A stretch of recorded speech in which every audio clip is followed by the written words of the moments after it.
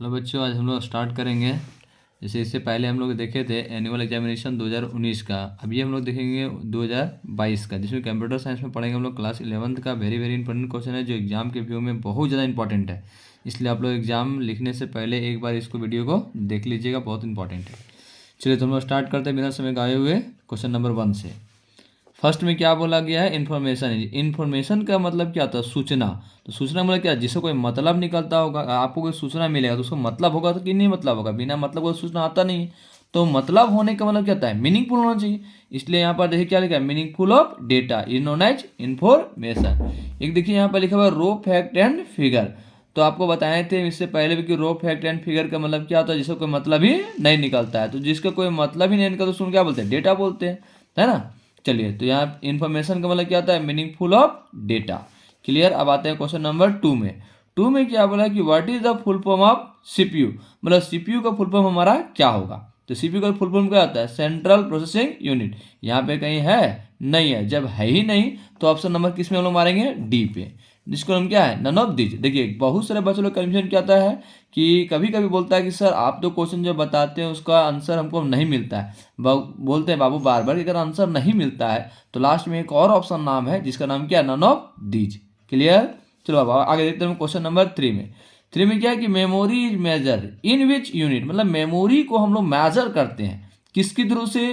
तो किस यूनिट से करते हैं? तो हम जानते हैं मेमोरी को जो मापते हैं बाबू किससे मापते हैं हम लोग? बाइट से। किससे लेते हैं? बाइट से। फिर क्या देखो अभी ध्यान से समझो कि choice odd one from the following. मतलब कि इसमें से बताना है कि सबसे अलग कौन है। ओड का मतलब क्या? तो सबसे अलग। देखिए तो पहला क्या है? स्पीड। एकदम बात सही है, कंप्यूटर हमारा स्पीड चलवे करता है। एक्यूरेसी मतलब कंप्यूटर क्या हमको 100% रिजल्ट देता है। उसके बाद क्या है? IQ 0। क्या कंप्यूटर का IQ 0 होता है? कोई इसको लेवल होता है? मानो का ना जी होता है IQ, लेकिन कंप्यूटर को IQ 0 नहीं होता है। फिर क्या? वर्सबिलिटी। क्या कंप्यूटर का वर्सबिलिटी होता है? हाँ एकदम होता है, लेकिन IQ 0 उसका नहीं होता है। कंप्यूटर बहुत तगड़ा होता है ना। इसलिए राइट आंसर क्वेश्चन है इसका IQ 0। अब देखो यहाँ पे हमारा आते हैं नेक्स्ट क्वेश्चन नंबर 5 में। 5 में क्या है? BIOS। BIOS का मतलब होता है बेसिक इनपुट आउटपुट सिस्टम। तो बेसिक इनपुट आउटपुट सिस्टम इसका एग्जाम्पल पूछा है, जिसका एग्जाम्पल कहीं भी नहीं है क्योंकि एक input basic input output system है। तो इसका ऑप्शन क्या हो जाएगा? राइट में नन ऑफ डी हो जाएगा। अब आते हैं क्वेश्चन नंबर छठा में क्या बोला है कि the evolution of computer started with the first computer machine called. मतलब सिंपल घुमा के क्वेश्चन पूछता है, लेकिन है तो एकदम easy.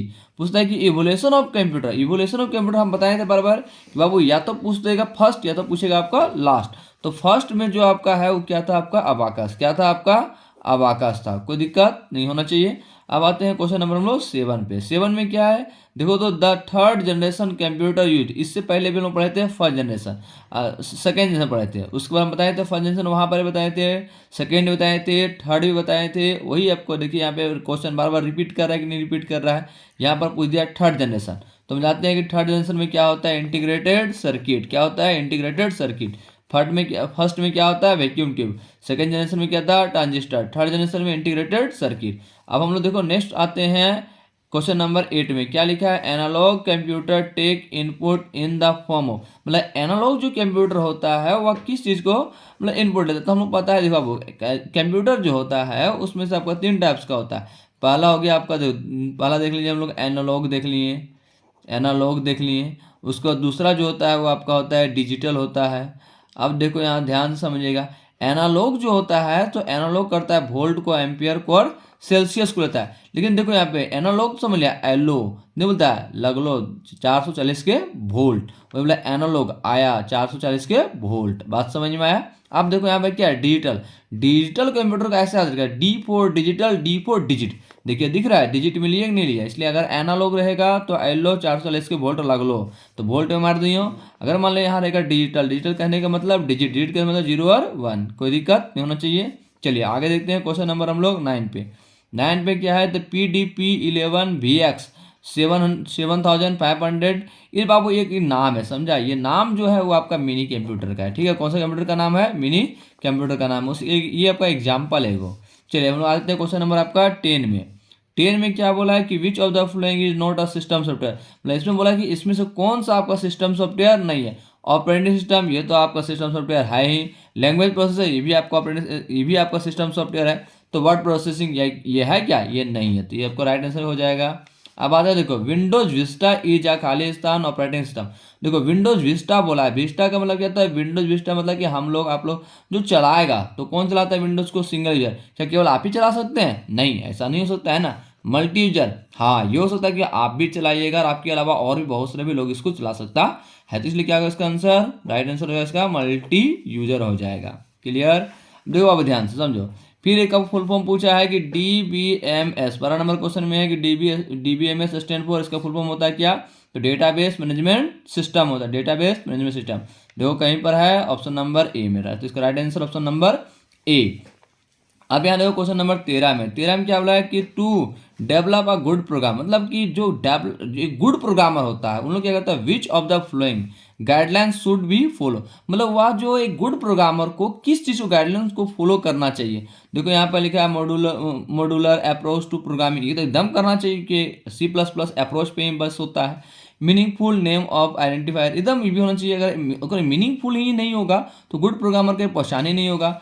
Use comment and in the sense, देखो कमेंट का मतलब क्या था, अगर हम कमेंट देंगे नहीं, पहले इसको बाद में समझो, पहले समझो कमेंट मतलब एक गुड प्रोग्रामर को कमेंट का यूज करना चाहिए, अगर कमेंट का यूज नहीं करेगा तो अगला व्यक्ति पता नहीं चलेगा कि वह ये जो यूजर जो है, जो हमारा एक प्रोग्रामर है, वो क्या प्रोग्राम को बना रहा है, तो उसको कमेंट देना भी इंपॉर्टेंट है, इसलिए आपका राइट आंसर क्या हो जाएगा, ऑल ऑफ दीज हो जाएगा।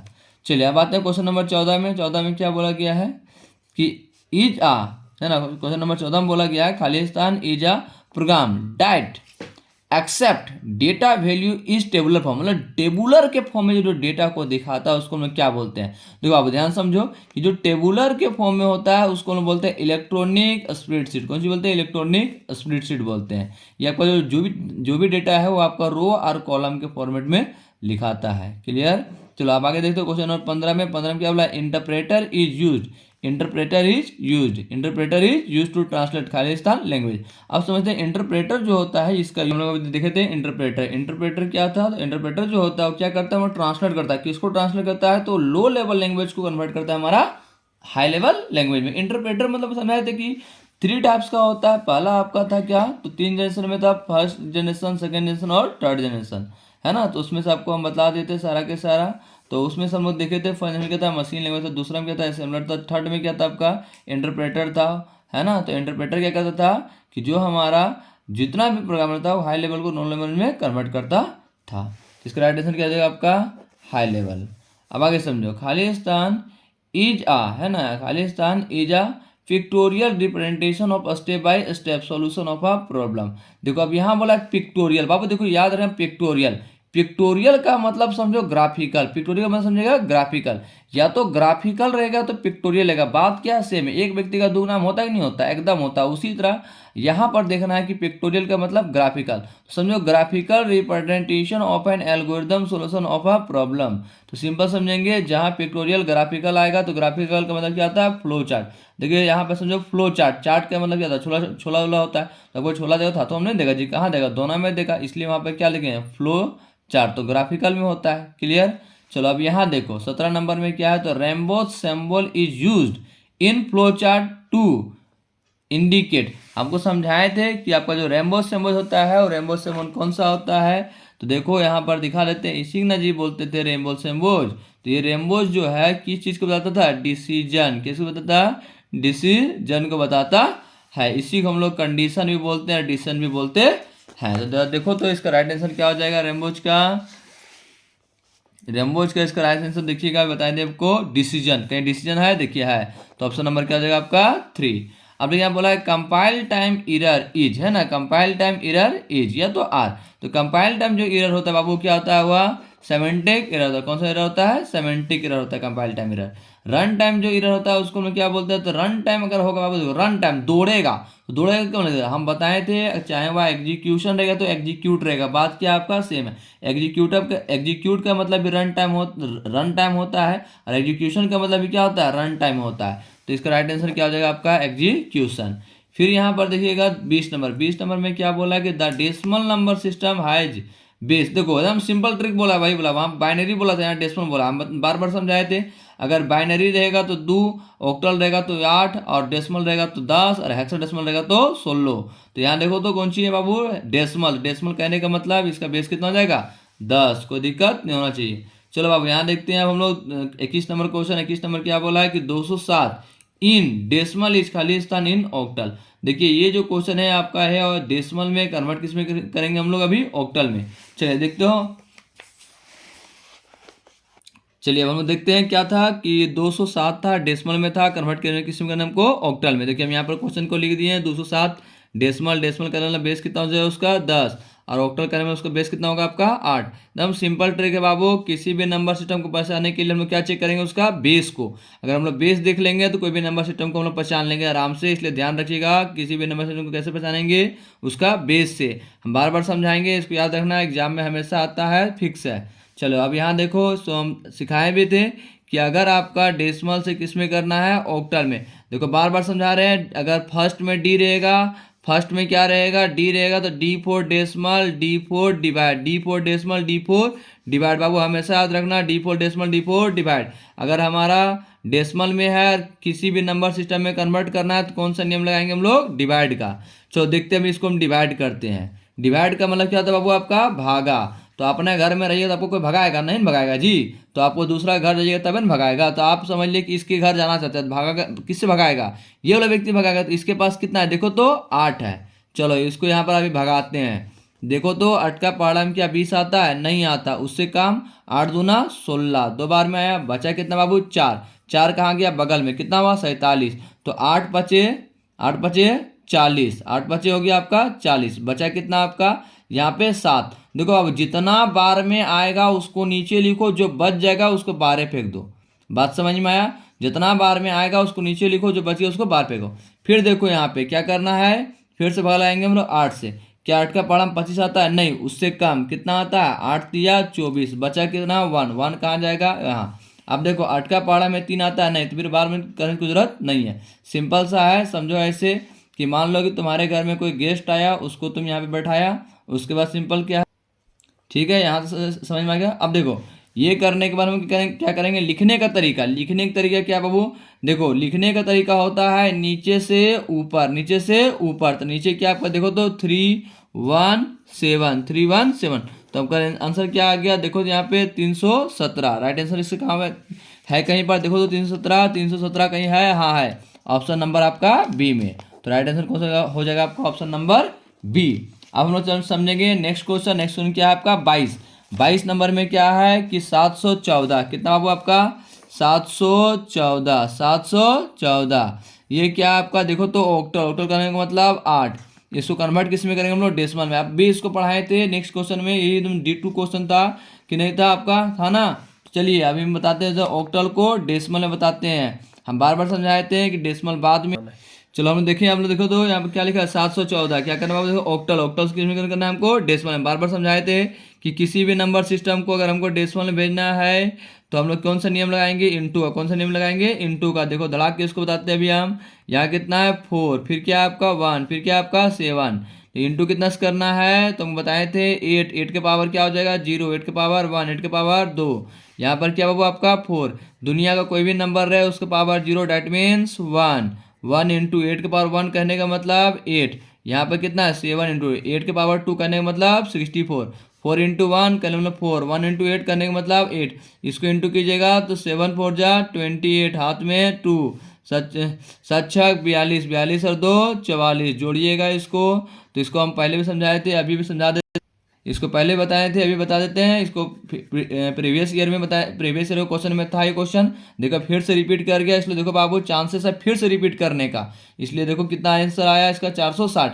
देखो जरा 460 कहीं पर है, 460 कहीं, हाँ है, ऑप्शन नंबर आपका ए। तो राइट आंसर क्या हो गया इसका, ऑप्शन नंबर आपका ए। अब हम नेक्स्ट क्वेश्चन देखते हैं, क्वेश्चन नंबर आपका 23 में क्या बोला है, C++ is an Khalistan language. C++ जो लैंग्वेज है वो किस टाइप का लैंग्वेज है, तो हमारा C++ जो है हमारा कैसा लैंग्वेज है बाबू, हाई लेवल लैंग्वेज। कैसा लैंग्वेज है, हाई लेवल लैंग्वेज।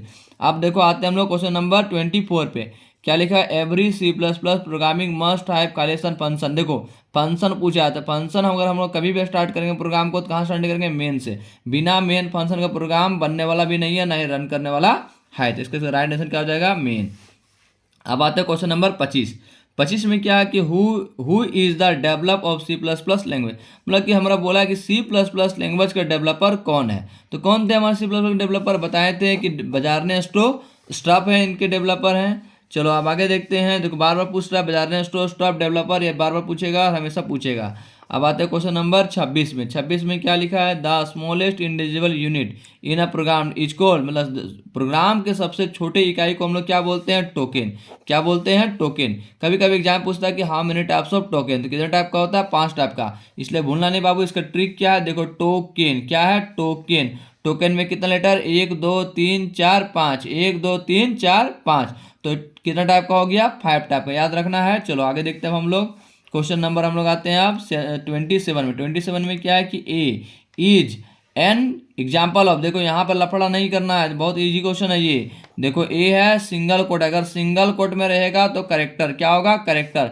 और अगर डबल कोट में रहेगा तब बाबू तुम्हारा कहलाएगा स्ट्रिंग। क्या कहलाएगा, स्ट्रिंग। सिंगल कोट में करेक्टर, डबल कोट में स्ट्रिंग, याद रखना, हमेशा एग्जाम में आता है। अब देखो क्वेश्चन नंबर 28 क्या बोलता है, इन C++ programming slice T is used for. देखो यहाँ पे पूछा है क्या, स्लाइस टी, तो स्लाइस टी का हम बताए थे इससे पहले में, क्या होता है, हॉरिजॉन्टल थे, बस यही को करता है, इसको याद रखना है। अब हम लोग आते हैं क्वेश्चन नंबर नेक्स्ट में 29। क्या बोलता है, data item that never change their value during program run are called, मतलब बता रहा है कि हमारा प्रोग्राम जो है जब कभी वह रन करने टाइम में वैल्यू को चेंज नहीं करता है, तो कौन नहीं चेंज करेगा, तो वह कौन है बाबू, आपका लिटरल्स। लिटरल्स कभी अपना वैल्यू को चेंज नहीं करता है। क्यों नहीं करता है, क्योंकि लिटरल्स एक हमारा क्या होता है, कांस्टेंट, और कभी भी अपना कांस्टेंट वैल्यू को चेंज नहीं करेगा। 10 लिखा है तो मतलब 10 ही डिस्प्ले करेगा। अब आते हैं क्वेश्चन नंबर 30 में। 30 में क्या बोलता है कि आइडेंटिफाई द करेक्ट स्टेटमेंट, मतलब इसका करेक्ट स्टेटमेंट क्या है। ऑप्शन नंबर 1 में बोला क्या, keywords are the user defined name. क्या कीवर्ड यूजर डिफाइंड नेम है, नहीं, क्योंकि कीवर्ड हमारा यूजर डिफाइंड नेम की प्री डिफाइन है।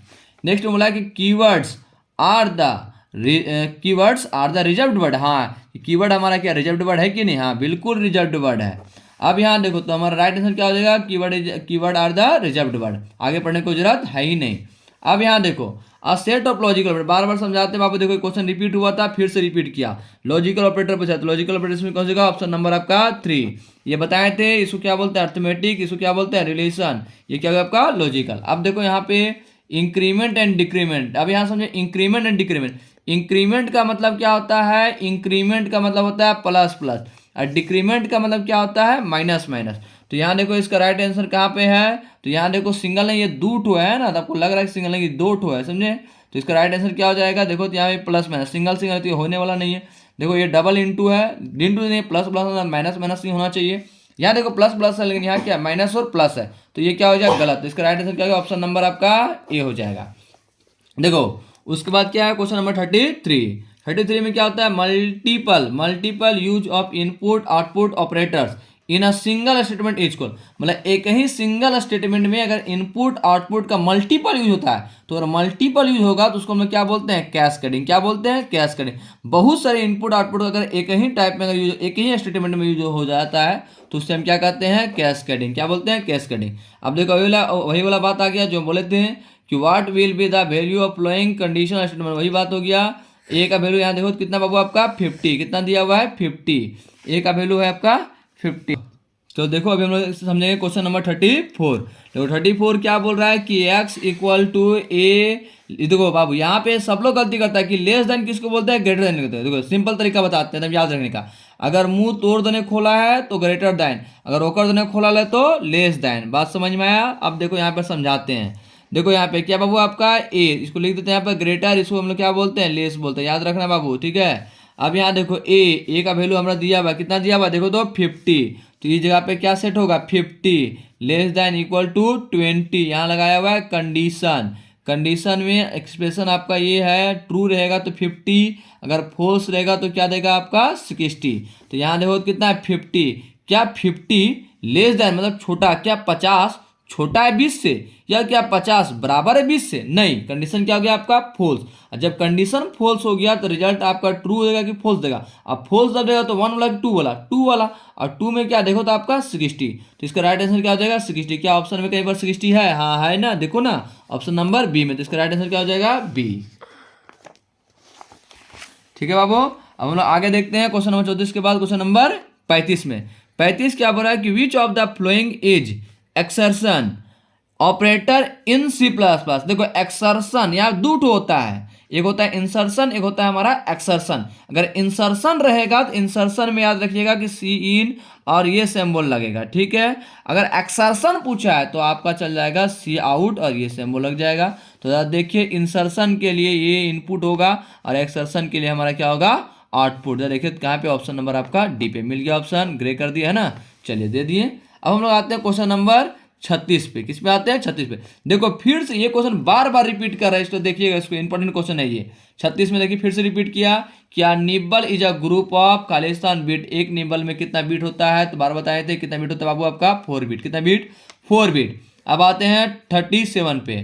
37 क्या बोलता है, विच of the following is an operating system software. मतलब जो हमारा ऑपरेटिंग सिस्टम सॉफ्टवेयर होता है वह कौन कौन होता है। तो हम लोग जानते हैं कि एमएस डोस तो हमारा ऑपरेटिंग सिस्टम है ही, लिनक्स यूनिक्स भी है, तो हमारा क्या होगा कि ये भी है ये भी है।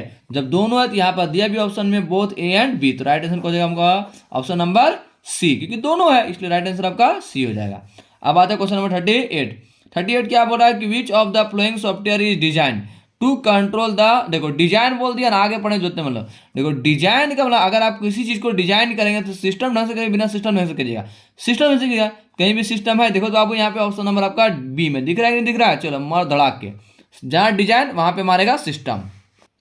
चलिए हम लोग आते हैं क्वेश्चन नंबर 39। 39 क्या बोलता है, द आस्की वैल्यू ऑफ, देखो बाबू बार बार आस्की वैल्यू पूछता है। आस्की वैल्यू मतलब समझाए थे किसका पूछा है, डी का। देखो हम बार बार समझाए थे कि आस्की वैल्यू अगर कैपिटल ए रहेगा तो क्या देंगे आप लोग 65, अगर स्मॉल रहेगा तो कहाँ से देंगे आपका 97 से। देखो तो यहाँ पे क्या पूछा है, स्मॉल डी। तो स्मॉल डी के लिए हम लोग जानते हैं क्या होता है, स्मॉल ए का जब 97 है तो स्मॉल बी का क्या होगा आपका, बोलिए तो बोलिए 98 होगा।